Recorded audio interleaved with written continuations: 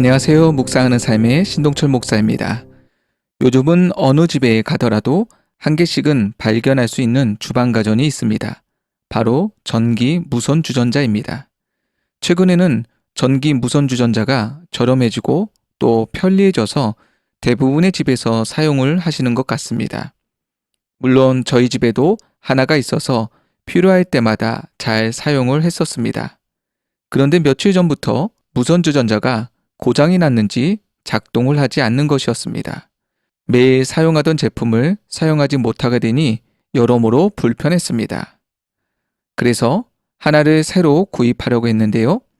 어차피 고장난 것이니 구입하기 전에 고장난 제품을 분해해서 수리를 해보기로 했습니다. 이렇게 마음을 먹은 것은 예전에도 동일한 고장으로 새 제품을 구입한 경험이 있었기에 제품의 구조를 아는 것도 나쁘지 않겠다는 생각에서 분해를 한 것이었습니다. 그리고 분해를 시작했는데 예상대로 제품의 구조는 그렇게 복잡하지는 않았습니다. 그리고 고장의 원인은 의심되었던 전기의 접점 부분에 문제가 생긴 것이었습니다. 사진처럼 과열로 구리선을 잡아주고 있던 플라스틱이 녹아서 서로 붙어 있어야 할 선이 떨어지게 되어진 것입니다.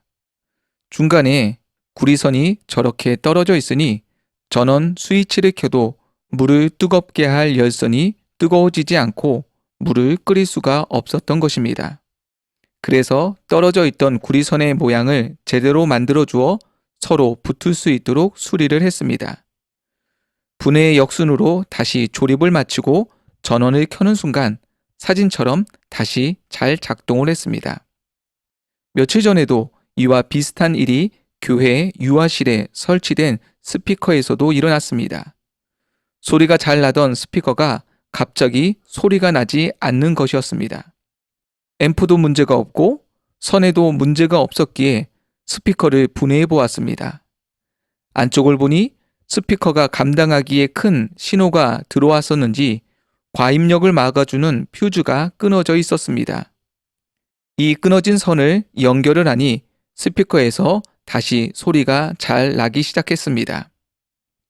전기 무선 주전자도 유아실 스피커도 겉으로는 아무런 문제가 없었지만 두 제품 다 지나친 입력에 속이 고장나고 만 것입니다.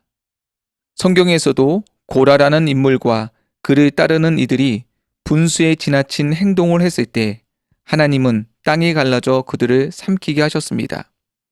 전도서 7장 16절 말씀에서는 지나치게 의인이 되지도 말며 지나치게 지혜자도 되지 말라라고 말씀하십니다. 이는 지나치는 것이 스스로 패망하는 길이기 때문입니다. 오늘도 나의 분수를 알고 그 분수 안에서 최선을 다하는 삶을 살 때 그것이 가장 행복한 삶이 될 것입니다. 오늘 묵상하는 삶의 내용이 좋으셨다면 좋아요를 눌러주시고요. 계속적으로 묵상하는 삶을 듣고 싶으시다면 꼭 구독 신청을 해주시기 바랍니다. 다음에도 새롭고 유익한 이야기로 다시 찾아뵙도록 하겠습니다. 감사합니다. 묵상하는 삶의 신동철 목사였습니다.